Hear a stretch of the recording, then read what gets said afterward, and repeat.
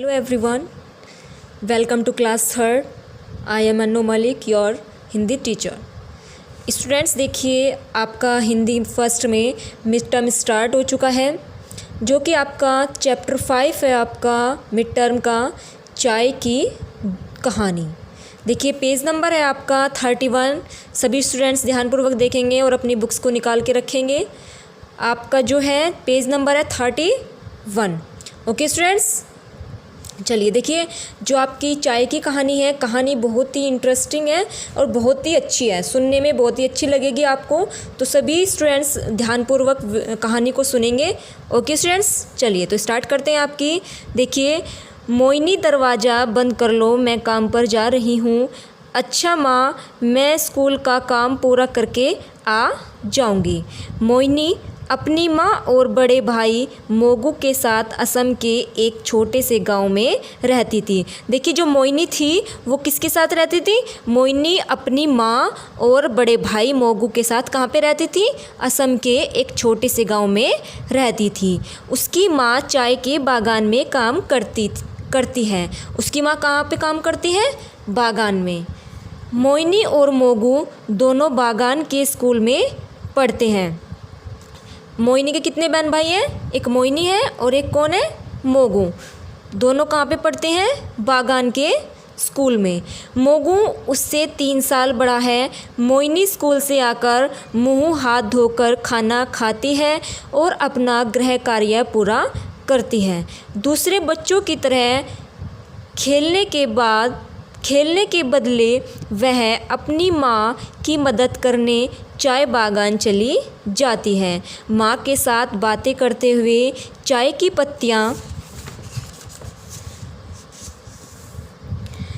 पत्तियाँ तोड़ने में उसे बड़ा मज़ा आता है. काम समाप्त होने पर दोनों रास्ते में चाय की दुकान पर रुकते हैं. मोगू स्कूल के बाद उसे दुकान में काम करता है. कहाँ पे काम करता है? उसी दुकान में काम करता है. दुकान का मालिक अच्छा आदमी है. वह खाली समय में मोगू की पढ़ने में मदद भी करता है. तीनों वहीं बैठकर चाय पीते हैं. मोइनी और मोगू अपनी माँ को स्कूल की बातें बताते हैं. स्कूल में उन्होंने क्या पढ़ा, क्या खेला, सब कुछ. रोज़ की तरह उस दिन भी तीनों दुकान पर चाय पी रहे थे. मोइनी के हाथ में तोड़ी हुई चाय की कुछ ताज़ा पत्तियाँ थीं. तभी एक छोटी सी बच्ची उसके पास आकर खड़ी हो गई. उसके मम्मी पापा वहीं पास में चाय पी रहे थे. वे लोग सैलानी थे. कौन से थे वे लोग? वे लोग क्या थे? सैलानी थे. बच्ची को अपने पास खड़ा देखकर तीनों चुप हो गए. बच्ची ने मोइनी से कहा, दीदी, मेरा नाम रिया है. हम लोग दिल्ली से यहाँ घूमने आए हैं. आपके हाथ में ये क्या है? मोइनी को अपने लिए दीदी सुनना बहुत अच्छा लगा. उसने रिया को चाय की 2-3 पत्तियाँ देते हुए कहा, रिया, ये चाय की पत्तियाँ हैं. मैं इन्हें चाय बागान से तोड़कर लाई हूँ. कहाँ से लाई है? चाय के बागान से तोड़कर. रिया ने चाय की पत्तियों को ध्यान से देखते हुए कहा, दीदी, मगर ये तो हरी हैं. दिल्ली की चाय पत्ती तो काली होती है. क्या वे प्रदूषण के कारण काली हो जाती हैं? रिया की बात सुनकर मोइनी, मोगू और उसकी माँ तीनों हंस दिए. मोइनी की माँ ने मोइनी से कहा, मोइनी, तुम रिया को चाय की पत्ती के बारे में बताओ, तब तक मैं और मोगू बाजार से सामान लेकर आते हैं. मोइनी रिया को चाय के बारे में बताने लगी. रिया ने चाय की पत्ती तुम दिल्ली में खरीदती हो, वह भी इन बागानों से ही आती है. हम इन पहाड़ों पर चाय की खेती करते हैं. यहाँ की जलवायु और मिट्टी चाय की खेती के लिए अनुकूल है. चाय की खेती के लिए सबसे पहले मिट्टी को जोतकर खेत तैयार किए जाते हैं. फिर उनमें चाय के बीज या कलमें रोप दी जाती हैं. कुछ दिनों बाद पौधे बढ़ने लगते हैं. चाय के पौधे 2 से 2.5 फीट होते हैं। इनकी पत्तियों को लगातार तोड़ा जाता है ताकि पौधों की ऊंचाई अधिक न बढ़े। पौधों की केवल ऊपरी 2 छोटी व कोमल पत्तियां ही तोड़ी जाती हैं और वह भी केवल हाथ से। इन पत्तियों को हम चाय कारखानों में भेज देते हैं। चाय कारखाने बागानों के पास ही होते हैं। वहाँ इन पत्तियों को सुखाकर तोड़ा और कूटा जाता है। सूख जाने के कारण ही पत्तियों का रंग काला हो जाता है। गंध और स्वाद के लिए इनमें कुछ रसायन भी मिलाए जाते हैं। फिर इन्हें डब्बों में सील बंद करके बाज़ार में बिकने के लिए भेजा दिया जाता है। रिया, क्या तुम जानती हो असम की चाय दुनिया भर में मशहूर है और भारत संसार का दूसरा सबसे बड़ा चाय उत्पादक देश है। बच्चों, तुम्हें पता है कि भारत संसार में पहले नंबर पर चाय का उत्पादक देश कौन सा है? वो कौन सा है? चीन है। और दूसरे नंबर पर कौन सा है? भारत है। ऐसा माना जाता है कि चाय की खोज सबसे पहले चीन में हुई थी। रिया, क्या तुम चाय की कहानी सुनाना चाहोगी? रिया बड़े ध्यान से मोहिनी की बातें सुन रही थी। झट से बोली, हाँ हाँ दीदी, मुझे कहानियाँ सुनना बहुत अच्छा लगता है। तब मोहिनी ने कहना शुरू किया। चीन देश का एक राजा था। उसे बहुत नींद आती थी। वह हमेशा थका थका सा और सुस्त रहता था। नींद में रहने के कारण राजकाज भी ठीक से नहीं चल पा रहा था।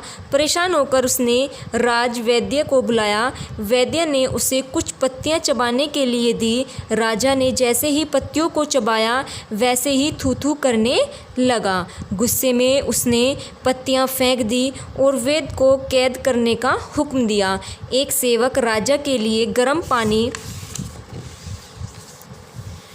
लेकर खड़ा था। तभी पत्तियां गर्म पानी में जा गिरी। पूरे कमरे में एक गंध फैल गई। राजा को बहुत अच्छा महसूस हुआ। उसने सेवक से पानी लेकर चखा। पानी का स्वाद उसे अच्छा लगा। उसने पानी के 2-3 घूंट पिए। तब वह तरोताज़ा महसूस कर रहा था। उसका सारा गुस्सा उड़नछू हो गया। उसने अपने सिपाहियों से वैद्य को छुड़ाने के लिए कहा और उसे बहुत से पुरस्कार दिए। देखिए, चाय की कहानी सुनकर रिया बहुत खुश हुई। दिल्ली जाकर अब वह अपने दोस्तों के यहाँ कहानी सुनाएगी। इतने में मोहिनी की माँ और भाई भी बाजार से लौट आए। रिया ने तीनों से विदा ली और माता पिता के पास लौट गई। ओके स्टूडेंट्स, चलिए अब हम आगे बढ़ते हैं आपके बुक वर्क की साइड। अच्छा चलिए, कुछ क्वेश्चन है, थोड़ा सा जान लेते हैं इन क्वेश्चन के बारे में। मोहिनी और मोगू में कौन बड़ा था? मोगू बड़ा था या मोहिनी बड़ी थी? बताओ, कौन था बड़ा? मोगू। मोगू क्या काम करता था? मोगू चाय की दुकान पर काम करता था। चाय की खोज सबसे पहले कहाँ हुई थी? कहाँ पे हुई थी? चीन में। संसार भर में चाय उत्पादन में भारत का कौन सा स्थान है? दूसरा स्थान। चलिए अब आगे बढ़ते हैं। देखिए, ये आपके राइट सही गलत हैं, जिन पे आपको सही गलत नहीं, सही उत्तर के सामने ठीक का निशान लगाना है। ओके, चलिए। तो मोहिनी की माँ कहाँ काम करती थी? चाय के बागान में, चाय के कारखाने में या दुकान में? कहाँ पे? चाय के बागान में। तो रेट कहाँ पे राइट लगाएंगे? यहाँ पे, चाय के बागान में। रिया ने दिल्ली में किस रंग की चाय पत्ती देखी थी? कौन से रंग की देखी थी? काली चाय पत्ती। कहाँ पे क्या देखी थी? काली चाय पत्ती। चाय के पौधे की पत्तियाँ कैसे तोड़ी जाती हैं? हाथ से। राजा ने पत्तियाँ क्यों फेंक दी? क्योंकि पत्तियाँ बहुत कड़वी थी। क्या थी? पत्तियाँ बहुत कड़वी थी।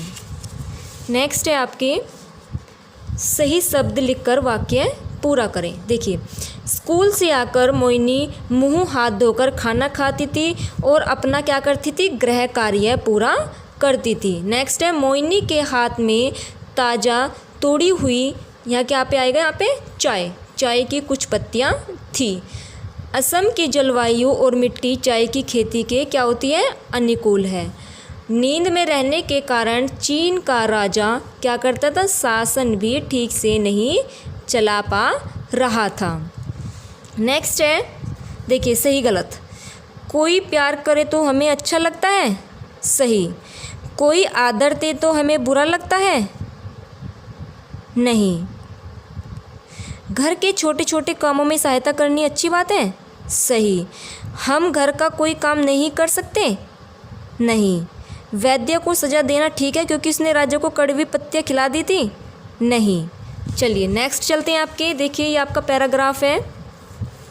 इसमें देखिए मोहिनी को क्या करना अच्छा लगता था। क्या करना अच्छा लगता था मोहिनी को? चाय की पत्तियाँ तोड़ना अच्छा लगता है। दुकान के मालिक को अच्छा आदमी क्यों कहा गया? क्योंकि वह खाली समय में मोगू की पढ़ने में मदद करता है। नेक्स्ट है आपके, दिए गए शब्दों को वाक्य में प्रयोग कीजिए। देखिए पहला आपका गृह कार्य है। मोहिनी स्कूल से आकर अपना गृह कार्य पूरा करती है। दूसरा हमारा स्कूल, मोहिनी और मोगू दोनों स्कूल में पढ़ते हैं। सहायता शब्द के लिए पाठ्यांश से समान अर्थ वाला शब्द ढूंढकर लिखिए। सहायता का शब्द अर्थ क्या होता है? मदद करना। ओके स्टूडेंट्स, तो सभी स्टूडेंट्स को वीडियो को बहुत ही ध्यानपूर्वक देखना है और सुनना है और अपना बुक वर्क भी फिल करना है। Okay students, thank you students.